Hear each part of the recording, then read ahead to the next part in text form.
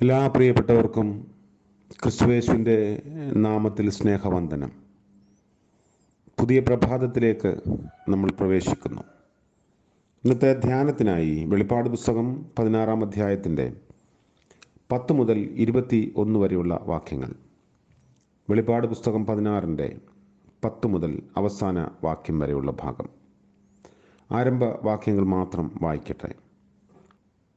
അഞ്ചാമത്തവൻ തൻ്റെ കലശം മൃഗത്തിൻ്റെ സിംഹാസനത്തിന്മേൽ ഒഴിച്ചു. അപ്പോൾ അതിൻ്റെ രാജ്യം ഇരുണ്ടുപോയി. അവർ കഷ്ടത നിമിത്തം നാവ് കടിച്ചും കൊണ്ട് കഷ്ടങ്ങളും വ്രണങ്ങളും ഹേതുവാൽ സ്വർഗത്തിലെ ദൈവത്തെ ദുഷിച്ചതല്ലാതെ തങ്ങളുടെ പ്രവൃത്തികളെ വിട്ട് മാനസാന്തരപ്പെട്ടില്ല. ആറാമത്തവൻ തൻ്റെ കലശം യുഫ്രാത്തേസ് എന്ന മഹാനദിയിൽ ഒഴിച്ചു. കിഴക്ക് നിന്ന് വരുന്ന രാജാക്കന്മാർക്ക് വഴി ഒരുക്കേണ്ടതിന് അതിലെ വെള്ളം വറ്റിപ്പോയി. മഹാസർപ്പത്തിൻ്റെ വായിൽ നിന്നും മൃഗത്തിൻ്റെ വായിൽ നിന്നും കള്ളപ്രവാചകൻ്റെ വായിൽ നിന്നും തവളയെപ്പോലെ 3 അശുദ്ധാത്മാക്കൾ പുറപ്പെടുന്നത് ഞാൻ കണ്ടു. ഇവ സർവഭൂതലത്തിലും ഉള്ള രാജാക്കന്മാരെ സർവശക്തനായ ദൈവത്തിൻ്റെ മഹാദിവസത്തിലെ യുദ്ധത്തിന് കൂട്ടിച്ചേർപ്പാൻ അത്ഭുതങ്ങൾ ചെയ്തുകൊണ്ട് അവരുടെ അടുക്കലേക്ക് പുറപ്പെടുന്ന ഭൂതാത്മാക്കൾക്ക് തന്നെ ഞാൻ കള്ളനെ പോലെ വരും. തൻ്റെ ലജ്ജ കാണുമാറ് നഗ്നനായി നടക്കാതിരിപ്പാൻ തൻ്റെ ഉടുപ്പ് സൂക്ഷിച്ചും ജാഗരിച്ചും കൊള്ളുന്നവൻ ഭാഗ്യവാൻ. അവരെ എബ്രായ ഭാഷയിൽ ഹർമഗദ്ദോൻ എന്നു പേരുള്ള സ്ഥലത്തിൽ കൂട്ടിച്ചേർത്തു. കർത്താവിൻ്റെ പരിശുദ്ധ നാമം വാഴ്ത്തപ്പെടുമാറാകട്ടെ. തുടർന്നുള്ള വാക്യങ്ങളും ഈ ധ്യാനത്തോടൊപ്പം ചേർത്ത് നിർത്തി ചിന്തിക്കേണ്ടതാണ്. ഇവിടെ ആദ്യത്തെ 4 ബാധകളിൽ നിന്ന് വിഭിന്നമായി 5-ാമത്തെ ബാധ മുതൽ ന്യായവിധി പ്രാഥമികമായി ബാധിക്കുന്നത് മനുഷ്യരെ അല്ല. ആദ്യത്തെ 4-ൽ മനുഷ്യരാണ് പ്രധാന ഇര. മനുഷ്യർ ഏത് ശക്തിയുടെ പിടിയിലാണോ ആ ശക്തികൾക്കാണ് കൂടുതൽ പ്രഹരമേൽപ്പിക്കുന്നത്. ആളുകളുടെ മേൽ ഈ ദുഷ്ടശക്തികളുടെ സ്വാധീനം തകർക്കുന്നതിനാണ് ഇങ്ങനെയുള്ള ഒരു ആഘാതങ്ങൾ. 5-ാമത്തെ കലശം മൃഗത്തിൻ്റെ സിംഹാസനത്തിൽ നിന്നാണ് ഒഴിക്കപ്പെടുന്നത്. റോമൻ അധികാരത്തിൻ്റെ മേൽ അപ്പോൾ മൃഗത്തിൻ്റെ രാജ്യം ഫറവോൻ്റെ സാമ്രാജ്യം എന്ന പോലെ ഇരുട്ടിലായി. പുറപ്പാട് പുസ്തകം 10-ാം അധ്യായം 21, 22, 23 വാക്യങ്ങൾ വായിക്കുമ്പോൾ അത് നമുക്ക് വ്യക്തമാകും.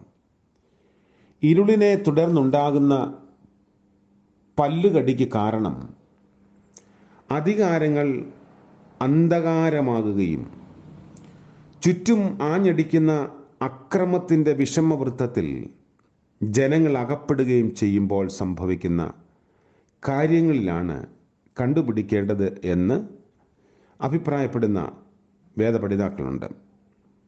അതേസമയം ഇതിൽ വ്യാപൃതരായവർ തങ്ങളെ തന്നെ അല്ല, ദൈവത്തെയും മറ്റുള്ളവരെയുമാണ് പഴിചാരുന്നത്. 9-ാം വാക്യത്തിൽ 6-ാമത്തെ ദൂതൻ കിഴക്ക് നിന്നുള്ള രാജാക്കന്മാർക്ക് വഴിയൊരുക്കുന്നു. യൂഫ്രട്ടീസ് കടന്ന് റോമൻ സാമ്രാജ്യത്തെ ആക്രമിക്കാൻ സാധ്യതയുള്ള പാർത്യരെക്കുറിച്ച് യോഹന്നാൻ വീണ്ടും ചിന്തിക്കുന്നു എന്നതാണ് കരുതേണ്ടത്. പേർഷ്യൻ ചക്രവർത്തിയായ സൈറസ് അല്ലെങ്കിൽ കോരേസ് ബാബിലോൺ സാമ്രാജ്യത്തെ തകർത്ത വഴിയോട് ഇതിന് സാമ്യമുള്ളതായിരിക്കും. അത് യെശയ്യാപ്രവാചകന്റെ പുസ്തകം 41-ാം അധ്യായത്തിൽ വായിക്കാം. പക്ഷേ റോമൻ സാമ്രാജ്യത്തെ പ്രലോഭിപ്പിച്ച ദുഷ്ടശക്തിയുടെ വികടമായ ആത്മീയത ലോകത്തിലെ രാജാക്കന്മാരെ എല്ലാം ഒരുമിച്ച് കൊണ്ടുവരുന്നതായി ഈ ഘട്ടത്തിൽ യോഹന്നാൻ ദർശിക്കുന്നു. മഹാസർപ്പത്തിൻ്റെ വായിൽ നിന്നും കള്ളപ്രവാചകൻ്റെ അല്ലെങ്കിൽ ഭൂമിയിലെ മൃഗത്തിൻ്റെ വായിൽ നിന്നും തവളകളെ പോലെയുള്ള 3 ദുഷ്ടാത്മാക്കൾ പുറപ്പെട്ടു വരുന്നു. തവള ഈജിപ്തിലെ മറ്റൊരു ബാധയെ കുറിക്കുന്നതാണ്.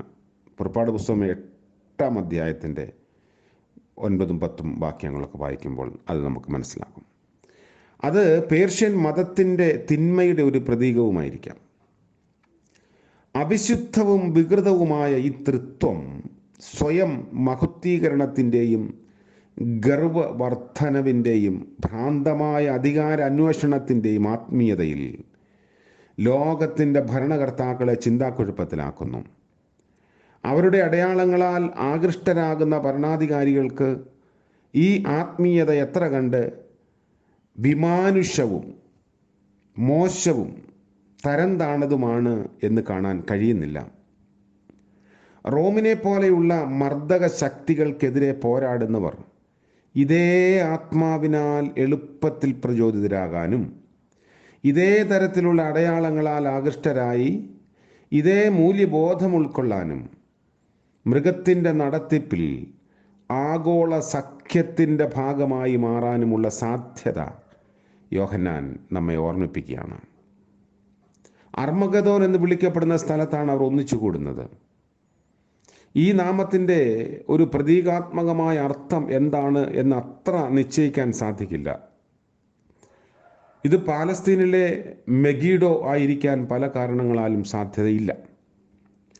ഈ പേരിലെ അക്ഷരങ്ങളുടെ സംഖ്യ വില വെച്ച് ദൈവം ജാതികളെ വെല്ലുവിളിക്കുകയും ന്യായവിധിക്കായി ഇരുളിൽ ഒന്നിച്ച് കൂടുകയും ചെയ്യുന്ന തീരുമാനത്തിൻ്റെ താഴ്വരയെ പ്രതീകാത്മമായി കാണിക്കുന്ന യഹോശാഫാത്ത് താഴ്വരയോട് ഇതിന് ഒരു പരോക്ഷ സൂചന ഉണ്ടായിരിക്കാം. യോവേൽ പ്രവാചകന്റെ പുസ്തകം 3:12-14 അത് വായിക്കാം. മൗലികവാദികളായ പ്രസംഗകർ ഭാവി യുദ്ധങ്ങൾ സംബന്ധിച്ച അഭ്യൂഹങ്ങൾക്ക് ഇത് ആധാരമാക്കിയിട്ടുണ്ട്. ഉദാഹരണം പറഞ്ഞാൽ, വടക്കു നിന്നുള്ള ശത്രുവായി സോവിയറ്റ് യൂണിയനെ ചിത്രീകരിച്ച ഒരു കാലമുണ്ടായിരുന്നു. പാലസ്തീന് വേണ്ടിയുള്ള ഒരു യുദ്ധത്തിൽ അവർ സമൂലം തോൽപ്പിക്കപ്പെടുമെന്ന് അവകാശപ്പെട്ടിട്ടുണ്ട്.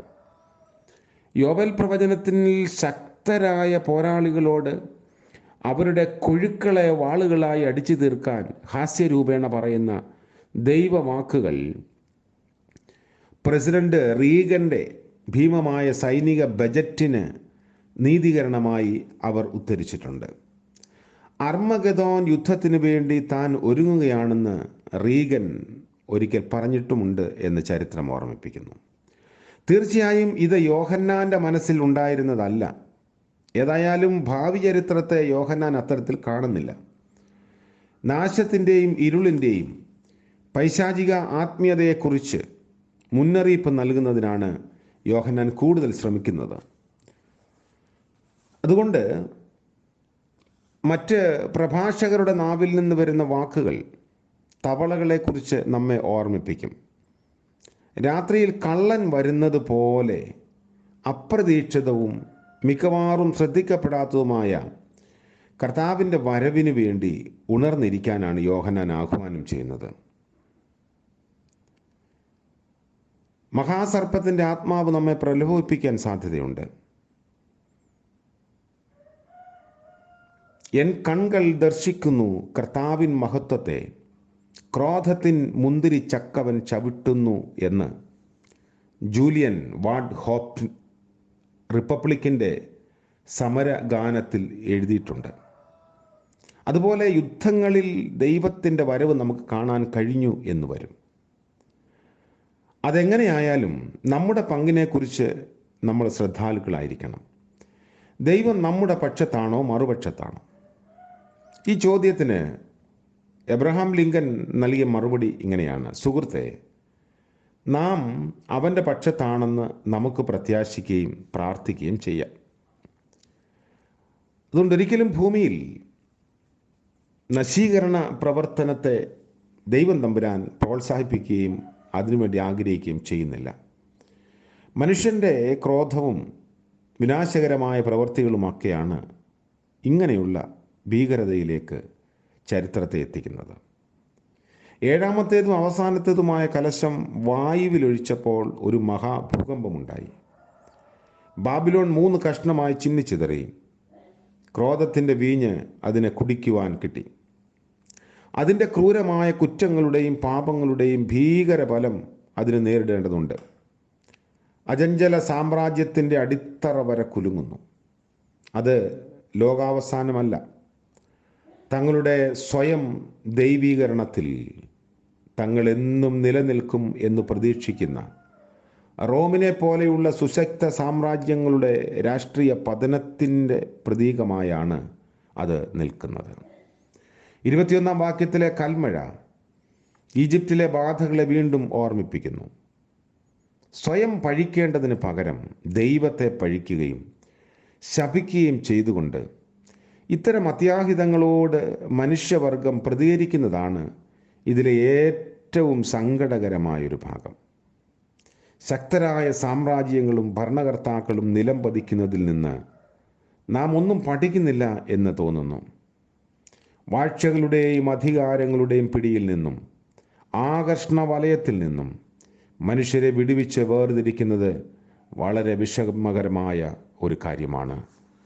അതുകൊണ്ട് നമുക്ക് യോഹന്നാൻ നൽകുന്ന പ്രത്യാശയിൽ നിലനിൽക്കാം.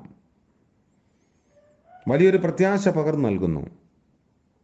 തൻ്റെ ഉടുപ്പ് സൂക്ഷിച്ചും ജാഗരിച്ചും കൊള്ളുന്നവൻ ഭാഗ്യവാൻ. ലോകം വ്യത്യസ്തതകളുടെ ലോകമാണ്.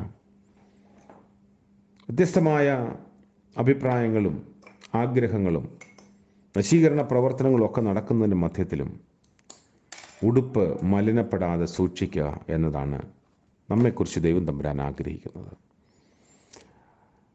ലോകത്തിൻ്റെ കളങ്കത്തിൽ അകപ്പെട്ടു പോകാതിരിക്കാൻ ദൈവമേ എന്നെ കാക്കണമേ എന്ന് നമുക്ക് പ്രാർത്ഥിക്കാം.